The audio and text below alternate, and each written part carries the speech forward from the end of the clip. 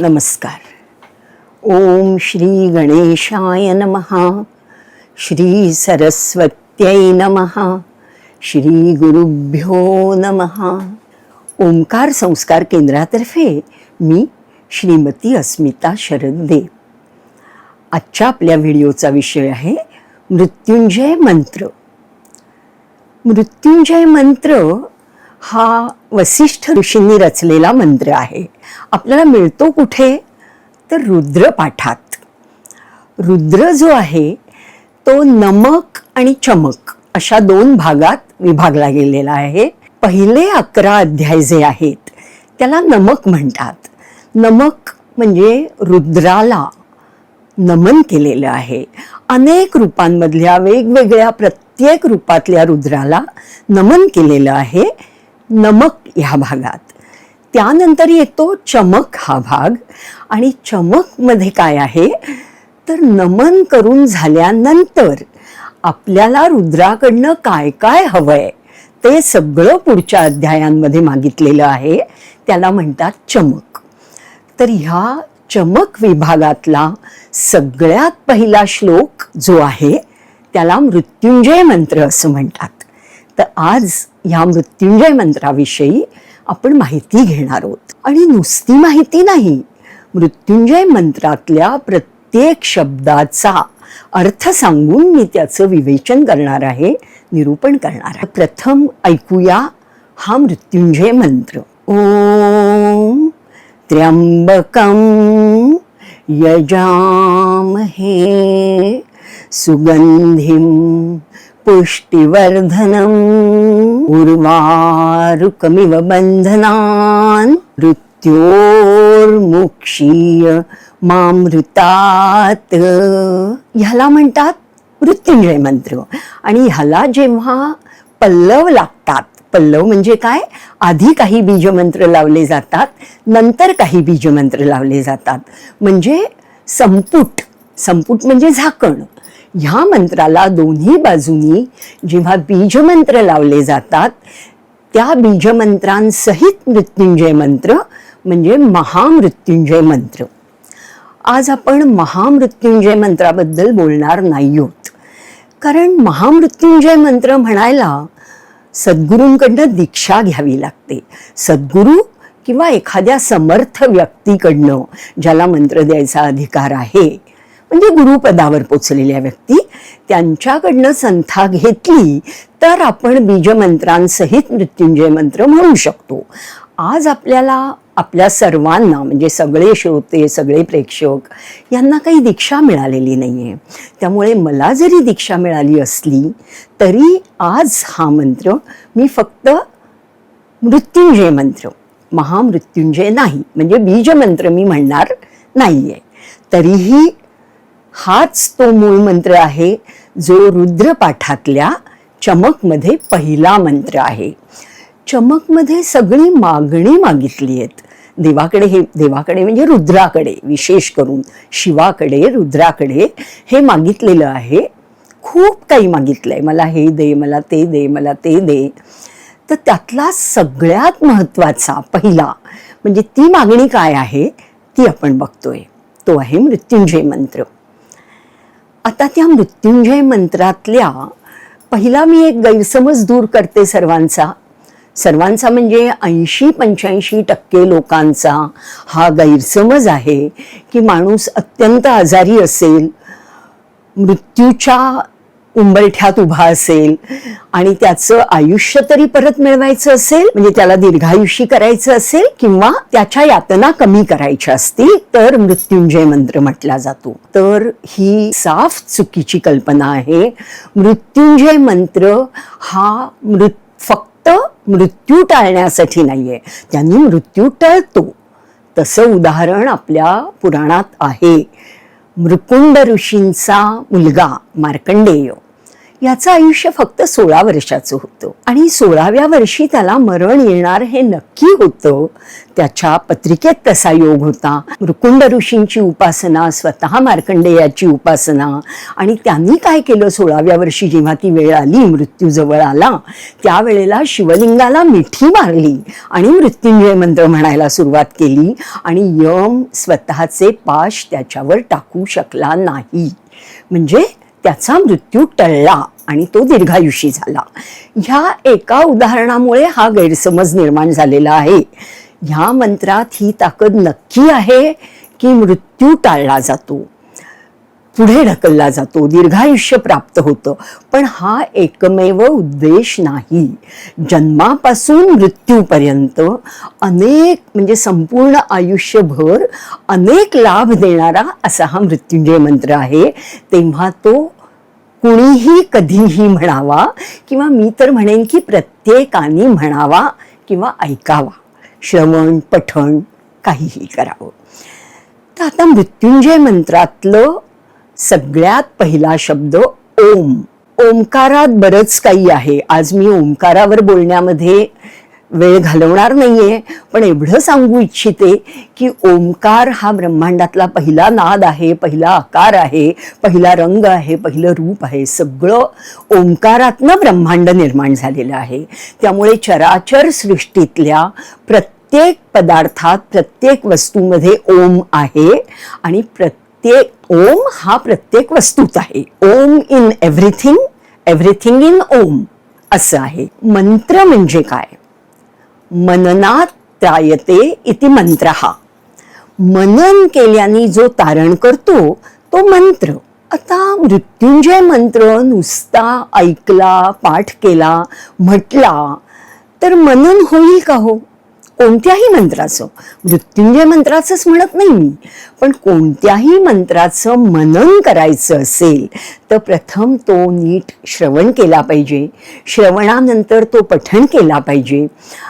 पठण केल्यानंतर त्याचा अर्थ समजून घेतला पाहिजे.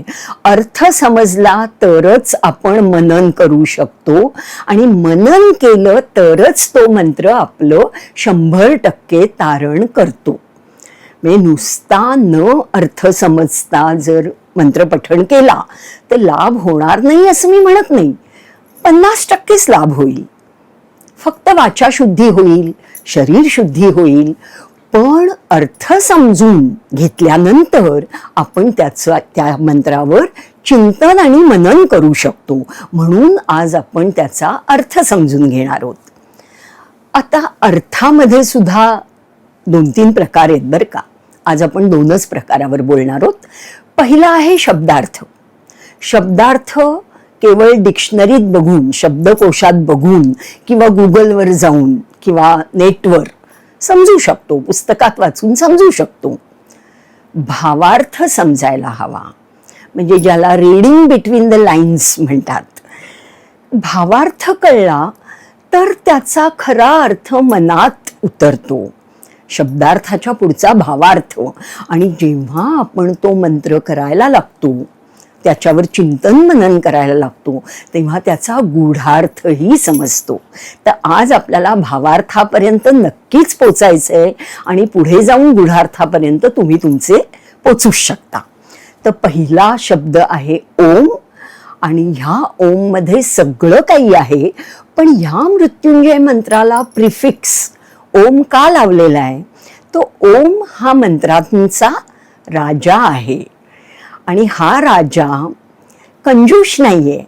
हा राजा काय करतो? आपला जो राजमुकुट आहे तो राजमुकुट कुठल्याही मंत्राला देतो. जसं आपण पाहिलं आता, ओम कितीतरी मंत्र आहेत. म्हणजे मृत्युंजय मंत्राला तर अलीकडे लावलाच आहे. ओम नमो भगवते वासुदेवाय, ओम श्री गणेशाय नमः, असे ओम नमश्चंडिकाय, ओम नमो भगवते वासुदेवाय, असे सगळे कितीतरी मंत्र आहेत की ज्यांना अलीकडे ओम लावला की त्या मंत्राला ओंकाराचं राजवैभव प्राप्त होतं. म्हणजे ह्या मृत्युंजय मंत्राला आधी ओम लावल्यामुळे त्याला राजवैभव प्राप्त झालेलं आहे. आता आपण पुढे जाऊया. त्र्यंबकम पहिला शब्द काय आहे त्या मंत्रातला? त्र्यंबकम. त्र्यंबकम म्हणजे काय?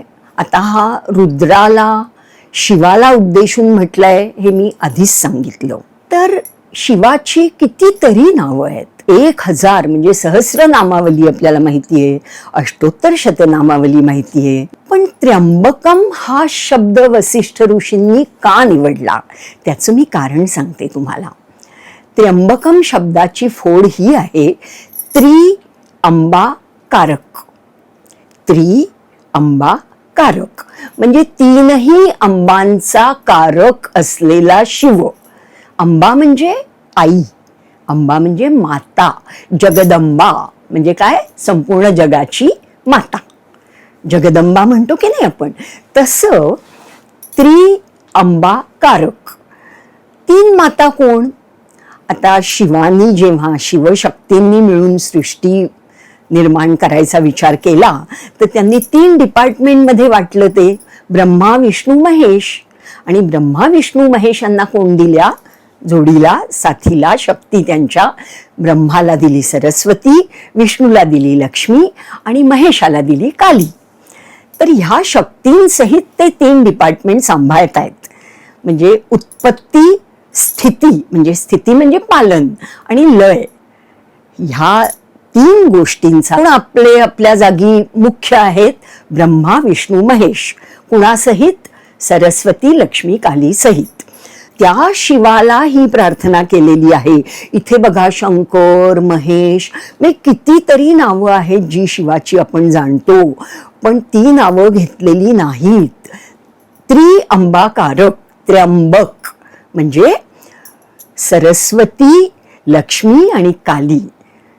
कदाचित महासरस्वती, महालक्ष्मी आणि महाकाली ह्या तिघी ज्याच्या अधीन आहेत, ज्याच्या आज्ञेनुसार ह्या तिघी संपूर्ण ब्रह्मांडातलं काम करतात, सृष्टी स्थिती लय. तर ह्या 3ही अंबांचा कारक असलेला जो रुद्र, जो शिव, त्यालाही प्रार्थना केलेली आहे. म्हणजे आपले ऋषीमुनी किती महान होते आणि संस्कृत ही भाषा केवढी महत्वाची, किती महान आहे की त्या एका शब्दामध्ये एवढा अर्थ सामावलेला आहे. अर्थ नाही नुसता, त्याचा व्याप बघा. संपूर्ण ब्रह्मांडाची निर्मिती करणं, पालन करणं आणि लय करणं, ह्या 3ही कामांमध्ये असलेल्या 3ही मातांचा कारक असलेला तो शिव म्हणजे त्र्यंबक. पहिल्या शब्दाचा अर्थ कळला. आता दुसरा शब्द ह्यात येतो यजामहे. यजामहे हा जो शब्द आहे ना, यजन, यज हा धातू आहे. धातू म्हणजे मेटल नाही, संस्कृतमध्ये धातू म्हणजे क्रियापद, व्हर्ब. यज हे जे क्रियापद आहे त्याच्यापासून यजन झालं. यजामहे हा शब्द म्हणजे मी यजन करतो आहे, मी त्या करतो आहे किंवा करते आहे, मी त्या त्र्यंबकाचं यजन करते आहे. आता इथे यजन हा शब्द का वापरला? तर यजन हा एवढा मोठा अर्थ असलेला शब्द आहे. यजन म्हणजे सर्वांगीण पूजन. आपण षोडशोपचार पूजन जे करतो ना, आपण आवाहन करतो देवतेचं, स्थापना करतो, त्याला स्नान घालतो, त्याला उदबत्ती दाखवतो, त्याला दिवा दाखवतो, नैवेद्य दाखवतो, त्याला सगळे उपचार वाहतो, अक्षता वाहतो, वस्त्र वाहतो, आभूषणं वाहतो, त्याचं भजन करतो, कीर्तन करतो, त्याला नमन करतो, त्याची प्रार्थना करतो. ही जी सगळी षोडशोपचार पूजा आहे, 16 उपचार एका यज ह्या धातूमध्ये म्हणजे यजन ह्या एका शब्दामध्ये हे सगळे 16 पूजाविधी येतात.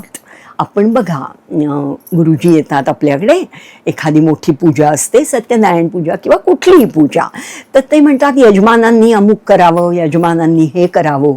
पूर्वीच्या काळी तर स्त्रिया आपल्या पतिदेवांनाही यजमान म्हणत असत. म्हणजे काय? सगळं काही करणारा, सगळ्या प्रकारे पूजा करणारा तो यजमान. आणि यजमान आपल्या कुटुंबाच्या वतीने पूजा करत असतो. तर एवढा मोठा अर्थ त्या यजामहेमध्ये आलेला आहे. म्हणजे हे त्र्यंबका, मी तुझी पूजा करतो आहे, तुझं यजन करतो आहे. म्हणजे भक्तिभावानी सगळे उपचार वाहून सगळ्या प्रकारे मी तुझं पूजन करतो आहे. ओम त्र्यंबकम यजामहे. आता कशासाठी करतोय? आता बघा इथे हा जो पहिला चरण आहे या श्लोकातला म्हणजे मृत्युंजय मंत्रातला, तो जसा जसा समजून घ्याल ना तसे गैरसमज दूर व्हायला लागतील. बघा, मृत्यू ही नंतरची गोष्ट आहे. चमक विभागात सगळ्यात पहिल्यांदा मागताना तुम्हीच कल्पना करा की थेट मृत्यूबद्दल कसं काय मागू शकतो माणूस? नाही, तो पहिलं कसं जगायचं, माझं जीवन कसं असू दे, हे तो पहिलं मृत्युंजय मंत्रातला पहिला चरण हे सांगतोय की आपण त्र्यंबकाचं यजन का करतोय. सुगंधिम पुष्टिवर्धनम. सुगंधी म्हणजे सुगंध, सुवास, आयुष्यातला सुवास वाढवण्यासाठी. आता सुवास हे अगदी म्हणजे ज्याला म्हणतात की आपल्याकडे जे जे काही आहे, माणसाकडे बुद्धिमत्ता असते, माणसाकडे आध्यात्मिक शक्ती असते, माणसाकडे पैसा असतो, लक्ष्मी असते, म्हणजे सरस्वती असते, लक्ष्मी असते, नंतर शौर्य असतं अंगात, म्हणजे सज्जनांचं रक्षण करण्यासाठी, दुर्जनांचं निर्दालन करण्यासाठी सगळ्या प्रकारची शक्ती असते. म्हणजे ज्ञान, भक्ती, शक्ती, लक्ष्मी, अष्टलक्ष्मी हे सगळं जे आहे त्याचा लोकांना सुगंध आला पाहिजे. सुगंध कसा येतो? अगदी छान, म्हणजे फुलांचा जसा सुगंध येतो, उदबत्तीचा सुगंध येतो, तसा आपल्या आयुष्यात सुगंध भरून राहायला पाहिजे. म्हणजे मी एक छोटंसं उदाहरण देते. हे व्यक्तिसापेक्ष उदाहरण नाही हं, मी एक इन जनरल गोष्ट सांगते की आपल्याकडे सगळं आहे. माझ्याकडे म्हणजे उदाहरणार्थ तुमच्याकडे सुद्धा ज्ञान आहे, शक्ती आहे, बुद्धी आहे, ऐश्वर्य आहे, पण हे सगळं वाईट मार्गाने कमावलेलं असेल, कुणाला लुटून, कुणाचे खून करून, कुणावर दरोडे घालून किंवा वाईट मार्गाने मिळवलेल्या ह्या सगळ्या गोष्टी जर असतील, चोऱ्यामाऱ्या करून, तर त्याचा सुगंध येईल का हो? कधीच येणार नाही. त्याचा दुर्गंधच येतो. अशा माणसापुढे, म्हणजे त्या माणसाकडे सगळं असलो तरी तो समोर असेल तर आपण त्याला घाबरून नमस्कार करतो किंवा मान देतो की हा बाबा, मानलं तुम्हाला मी मानते. पण मनापासून मानतो का? कारण आपल्याला तो दुर्गंध येत असतो की यांनी काय प्रकाराने हे सगळं म्हणजे मिळवलेलं आहे. तर ते नकोय, आपल्याला सुगंध हवाय. म्हणजे काय? चांगल्या प्रकाराने, एक दैवी देणगी म्हणून किंवा कष्टाने मिळवलेलं म्हणून हे सगळं माझ्या आयुष्यात येऊ दे आणि ते सुगंधित असू दे.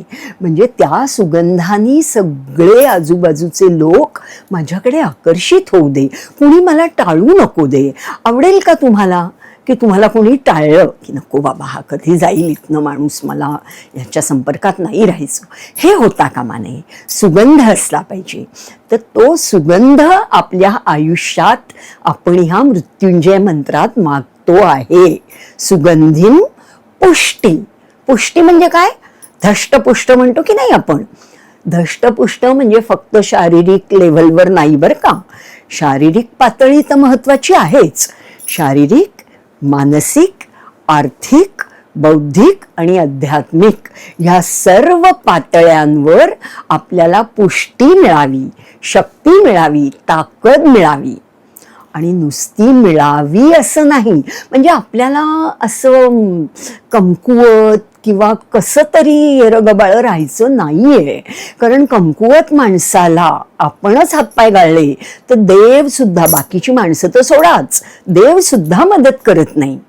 आपल्यात ताकद असेल, आपली इच्छा असेल, आपल्याला ह्यातून वर यायचं आहे, आपल्याला उन्नती करून घ्यायची आहे, प्रगती करून घ्यायची आहे, तर सगळी दुनिया आपल्याला साथ देते आणि परमेश्वर, ईश्वरी शक्ती सुद्धा आपल्याला भरपूर साथ देते. तर हे नुसतं सुगंधी आणि पुष्टी मिळवायची नाहीये. किती सुंदर शब्द वापरलेत बघा. सुगंधिम पुष्टी वर्धनम. वर्धन म्हणजे काय? वाढणं. म्हणजे माझ्यात सुगंधी आहेच, माझ्यामध्ये पुष्टी आहेच, ती वाढवावी, ती वाढत जावी, ह्यासाठी हे त्र्यंबका मी तुझं यजन करत आहे. म्हणजे पहिल्या ओळीचा अर्थ काय झाला? हे त्र्यंबका, माझ्या जीवनातील सुगंध आणि पुष्टी वाढवण्यासाठी मी तुझं यजन करीत आहे. म्हणजे काय झालं? मृत्यूचा काय संबंध आहे? आत्तापर्यंत आपण पहिल्या चरणात म्हणजे निम्म्या मृत्युंजय मंत्रात आपण जगण्याबद्दलच बोलतोय, जीवनाबद्दलच बोलतोय. त्यामुळे लक्षात घ्या, अतिशय सुंदर चांगलं जीवन जगायचं असेल तर मृत्युंजय मंत्र इतके लाभ देतो, इतके लाभ देतो. म्हणजे ह्या गोष्टी सुगंधी आणि पुष्टी तर वाढवतोच, पण कॉन्फिडन्स देतो, जबरदस्त आत्मविश्वास वाढतो आणि मृत्युंजय म्हणजे मृत्यूवरही जय मिळवतो. म्हणजे प्रत्यक्ष मृत्यूवर जय नाही मिळवत. आता पुढच्या ओळीत ते येणार आहे, पण काय येणार आहे ते मी तुम्हाला आधी थोडक्यात सांगते. मग त्या दृष्टिकोनातून तुम्ही या दुसऱ्या चरणाचा अर्थ समजून घ्याल. नैसर्गिक मृत्यू येईल म्हणजे अपघात, आत्महत्या, खून हे जे अनैसर्गिक प्रकार आहेत, ह्या प्रकारांनी मृत्यू नकोय. नैसर्गिक मृत्यू हवाय. मृत्यू तर अटळ आहे, जो जन्माला आलाय त्याला मृत्यू येणारच आहे. मग ह्याला मृत्युंजय मंत्र का हो म्हणतात? तर मृत्यूचं भय नाहीसं होणं, मनातून मृत्यूचं भय नाहीसं होणं, ह्यासाठी मृत्युंजय मंत्र म्हटला जातो. आणि भय नाहीसं झालं की कोणत्याही क्षणी मृत्यू येऊ दे, माणसाच्या मनातलं भयच निघून जातं. आणि मृत्यूचं भय हे सगळ्यात मोठं भय आहे आयुष्यातलं. थोडा विचार करून बघा. म्हणजे मी माझंच उदाहरण देते, प्रत्येकाला लागू आहे. माझ्या मनात अशी भीती आहे की आजारी पडून मी अंथरुणाला खिळून तर राहणार नाही ना, मी अगदी हातपाय चालणार नाहीत, मुलाबाळांवर किंवा कामवाल्यांवर अवलंबून तर राहणार नाही ना, माझं शारीरिकदृष्ट्या अपंगत्व तर येणार नाही ना, माझ्यासाठी मुलाबाळांना खर्च आणि वेळ वाया घालवायला लागणार नाही ना. चांगल्या दृष्टीने वेळ कामी लावणं, मार्गी लावणं ही चांगली गोष्ट आहे, पण मी अंथरुणाला खिळून काही होणार नाही ना, मला अचानक कसा वेडावाकडा मृत्यू येणार नाही ना. ह्या ज्या सगळी ही भीती आहे ना मनात, ही मृत्यूची भीती. मृत्यू येणार की नाही याची शंका कुणाच्याही मनात नसते. म्हणजे मृत्यू येणार आहे त्याची भीती नाहीये. मृत्यू कसा येईल, कोणत्या अवस्थेत येईल ह्याची भीती मनात असते. तर ह्या भीतीवर मात करण्यासाठी मृत्युंजय मंत्र केला जातो. पहिला काय, 50% जीवन कसं जगायचं, आपलं आयुष्य कसं जगायचं, त्यासाठी मृत्युंजय मंत्र आहे. खरंच मी तुम्हाला सांगते, जो चांगलं जगलाच नाही त्याला चांगलं मरण कसं येईल? मुळात चांगलं जगलं पाहिजे. Quality life. क्वालिटी लाईफ म्हणजे असं नाही की 5 स्टार हॉटेलमध्ये राहायचंय, सोन्या चांदीनी मढलं जायचंय. ऐश्वर्य म्हणजे फक्त हे नाहीये, तोच एक क्रायटेरिया नाहीये. सज्जन वृत्ती असणं, सात्विकता असणं, लोकांच्या उपयोगी पडणं, आपल्या आयुष्याचं चीज करणं, आपल्यानंतर सुद्धा आपलं नाव लोकांच्या तोंडात राहणं, आपली आठवण राहणं, ह्या सगळ्या गोष्टी त्यात सामावलेल्या आहेत. तर आपल्याला आपलं आयुष्य सर्वांग सुंदर करायचं आहे, त्यातला सुगंध आणि त्यातली पुष्टी वाढवायची आहे. आता वसिष्ठ ऋषी म्हणतायत ह्या श्लोकामध्ये किंवा ह्या मंत्रामध्ये दुसरा चरण फार महत्वाचा आहे. अपमृत्यू नकोय आपल्याला. अपमृत्यू नको म्हणजे काय? अकाली मृत्यू, की सगळं पुढे जबाबदाऱ्या वाढून ठेवल्या आहेत, लहान लहान मुलं आहेत किंवा अवलंबून असणाऱ्या वृद्ध व्यक्ती घरात आहेत आणि अशात अचानक मृत्यू येणं हा अपमृत्यू आहे. किंवा आधी मी जे सांगितलं, अपघात, खून किंवा आत्महत्या, हेही अपमृत्यूच आहेत. अपमृत्यूचे अजून वाईट प्रकार आहेत हे. तर ह्यातला कुठलाही आपल्याला नको. हे नको, मग मृत्यू कसा हवा आपल्याला? उर्वारुकमिव बंधनान.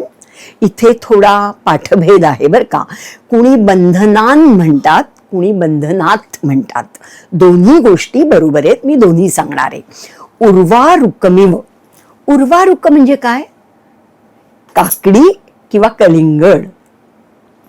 आता तुम्ही कुठे हे वाचलं असेल की कलिंगडासारखा मृत्यू यावा किंवा काकडी, म्हणजे अर्थ वाचताना मी शब्दार्थाबद्दल बोलतीये, आपण भावार्थाकडे चाललोत.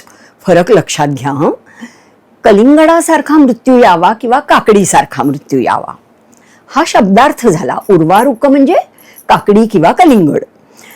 तर काकडी आणि कलिंगड जेव्हा याचा भावार्थ ध्यानातून, जपातून किंवा गुरुकृपेनी किंवा काही ईश्वरी कृपेनी मला जो कळलाय तो मी तुमच्या पुढे मांडतीये, तो लक्षात. मृत्यू काकडीसारखा किंवा कलिंगडासारखा हवाय, ह्यात फक्त असं बोट दाखवलंय. काकडीसारखा नाही, काकडीच्या फुलासारखा किंवा कलिंगडाच्या फुलासारखा.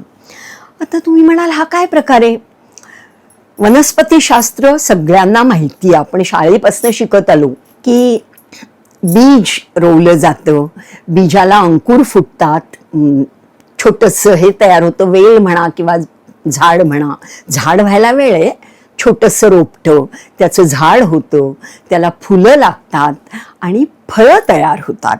तर फळं तयार होताना काय होतं, ही जी निसर्गातली प्रक्रिया आहे ना, फळ धरायला लागलं म्हणजे पहिलं फूल झडून पडतं, फूल झडून पडतं आणि तिथे फळ धरतं. झाडाने फळ धरलं म्हणजे त्याचं फूल झडून पडलेलं असतं.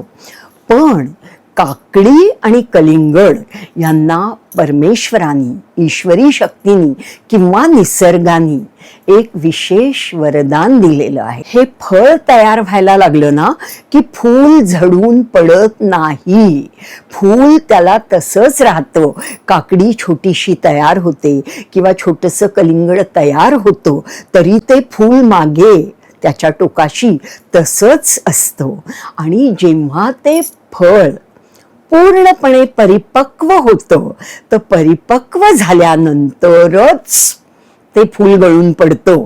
म्हणजे फुलावर निसर्गाने ती जबाबदारी दिलेली आहे की ते फळ पूर्ण तयार होईपर्यंत तू एक्झिट घ्यायचं नाहीये, हे फुला तू झडून किंवा गळून पडायचं नाहीये. म्हणजे हे उदाहरण का दिलं?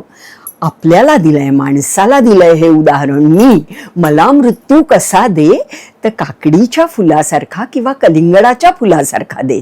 म्हणजे काय? माझ्यावर अवलंबून असलेले, माझ्यातून तयार झालेले, म्हणजे मी वडील असेन, आई असेन, कोणीही असेन, पण किंवा शिक्षक असेन, गुरु असेन. मी गुरु नाहीये, मी फक्त एक शिक्षिका आहे साधी, पण मी एक उदाहरण देतीये की मी ज्या कुणाला तयार करतोय किंवा करतीये ते पूर्णपणे सेल्फ सफिशियंट होईपर्यंत मी बाजूला होता कामा नये.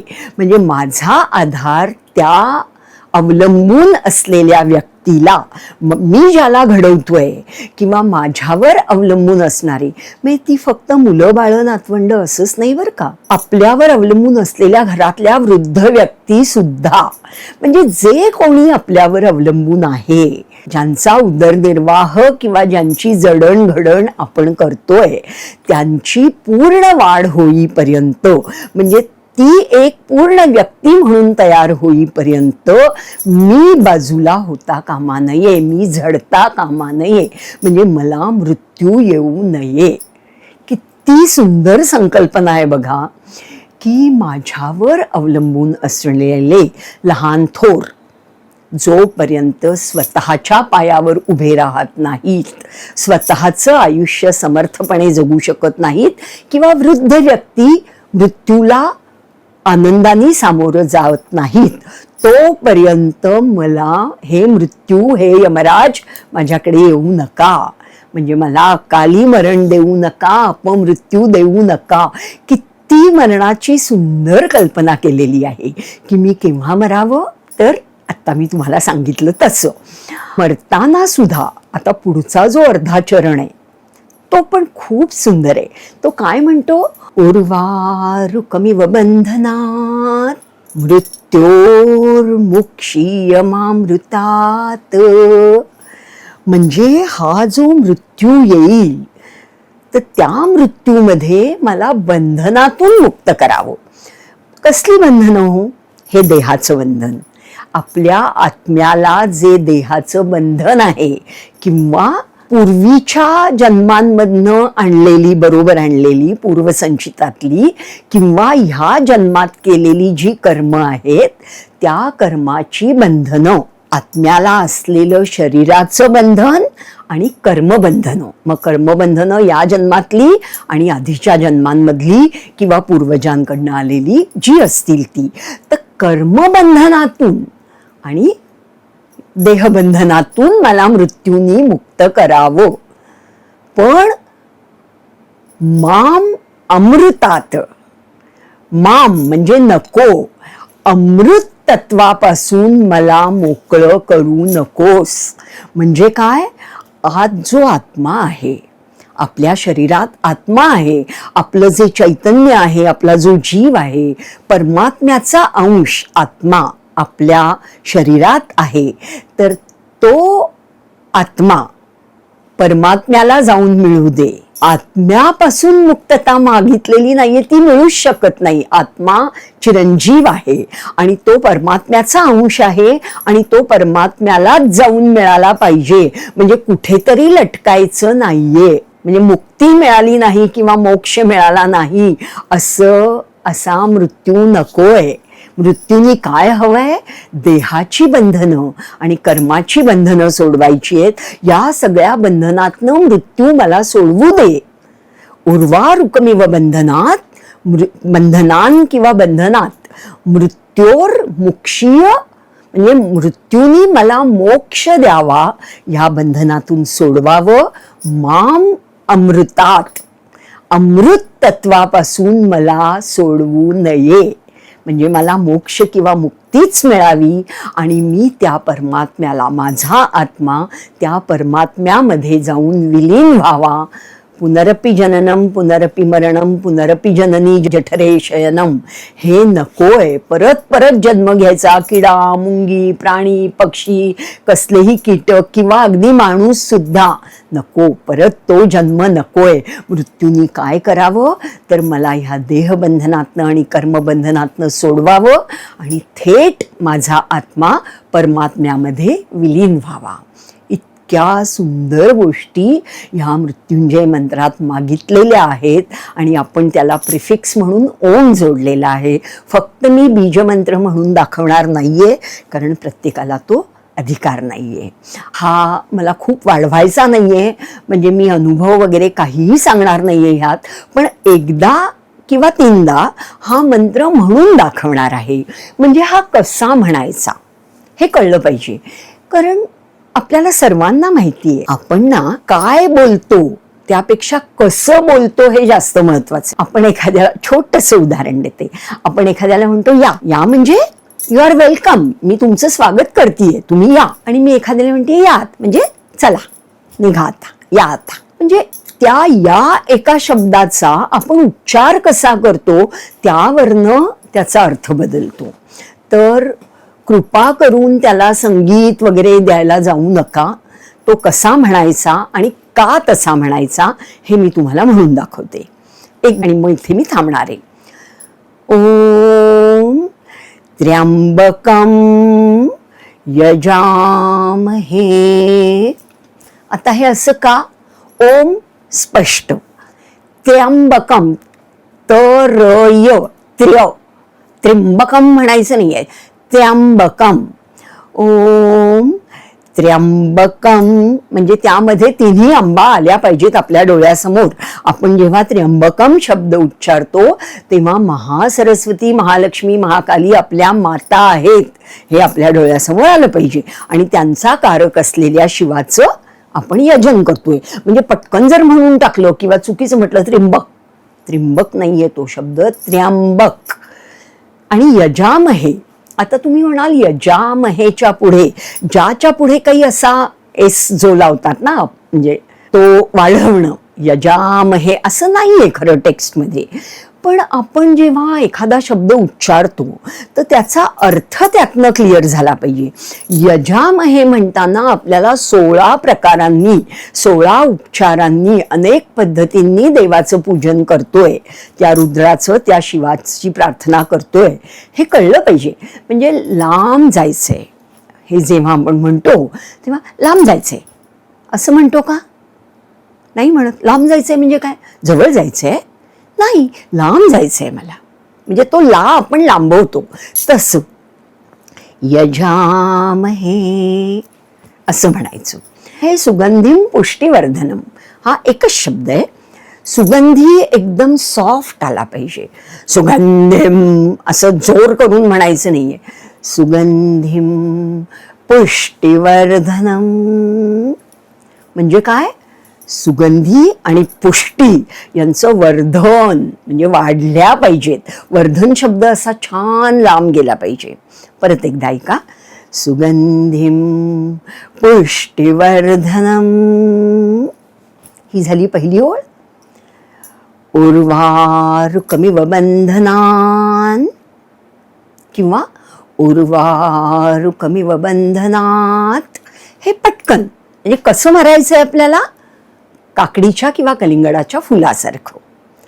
पण काय करू नको आता सहसा, म्हणजे मी वैयक्तिक कुणाला काही म्हणत नाहीये, पण आपण जो मृत्युंजय मंत्र ऐकतो तो कसा ऐकतो? उर्वारुकमिव, सॉरी मला चुकीचं म्हणायला येत नाहीये. उर्वारुकमिव बंधनात मृत्योर्मुक्षीयमामृतात असं ऐकता की नाही तुम्ही? मृत्योर्मुक्षीयमामृतात असं म्हटलं की कानावर कुठले शब्द पडतात प्रॉमिनंटली? यम आणि मृत. म्हणजे उगीच असं वाटतं की बापरे, यम समोर येऊन उभा राहिलेला आहे आणि मृत होणार आहोत आता आपण, म्हणून आपल्याला हा मंत्र करायचा आहे. मृत्युंजय मंत्राबद्दलचे जेवढे गैरसमज आहेत ना ते ह्या चुकीच्या उच्चारामुळे झालेले आहेत. मृत्योर्मुक्षी यमामृतात म्हणजे यम आणि मृत. तसं नाहीये. मी शब्द समजावून सांगितलेत तुम्हाला. मृत्योर्मुक्षीय माम अमृतात म्हणजे ह्या 4 शब्द आहेत. मृत्यूनी मला कसं मुक्त करावं, कसा मोक्ष द्यावा? उर्वारुकासारखा, उर्वारुकाच्या फुलासारखा. आणि काय करावं? माम. माम म्हणजे नको. माम ह्या संस्कृत शब्दाचा अर्थ आहे, म्हणजे य आणि म एकत्र घ्यायचा नाहीये. यम नाहीये त्या श्लोकात किंवा त्या मंत्रात.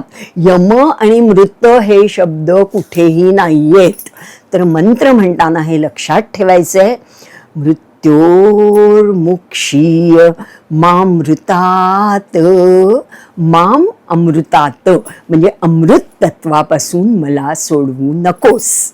अमृत तत्वामध्येच मिसळून जाऊ दे, म्हणजे परमात्म्यात माझा आत्मा विलीन होऊ दे. आता फक्त 3दा मी हा मंत्र म्हणणार आहे. हा मंत्र प्रत्येकाने अर्थ समजून घेतलेलाच आहे. दिवसातनं 11 वेळा तरी म्हणावाच. खरंच संपूर्ण आयुष्य बदलून जातं, सुंदर, सर्वांग सुंदर होऊन जातं आणि मृत्यूही चांगल्या प्रकारे येतो. ही मृत्युंजय मंत्रात ताकद आहे. परत कधीतरी आपण एखादी गुगल मीट करूया, त्यात मी तुमच्या शंकांचं निरसन करीन. माझे मृत्युंजय मंत्राचे, माझे आणि इतर अनेकांचे मार्कंडेयांपासूनचे अनुभव सांगीन. पण आत्ता मी फक्त 3दा योग्य प्रकारे मंत्र म्हणून दाखवणार आहे आणि आपण थांबणार आहोत. रोज 11 वेळा हा मंत्र म्हणणार आहात. आता मृत्युंजय मंत्राचा अर्थ, विवेचन, निरूपण ऐकल्यानंतर तुमच्या मनात जर काही शंका आल्या असतील, काही प्रश्न उभे राहिले असतील तर ते कमेंट्स सेक्शनमध्ये जरूर विचारा. त्या प्रश्नांना आम्ही उत्तरं देऊ.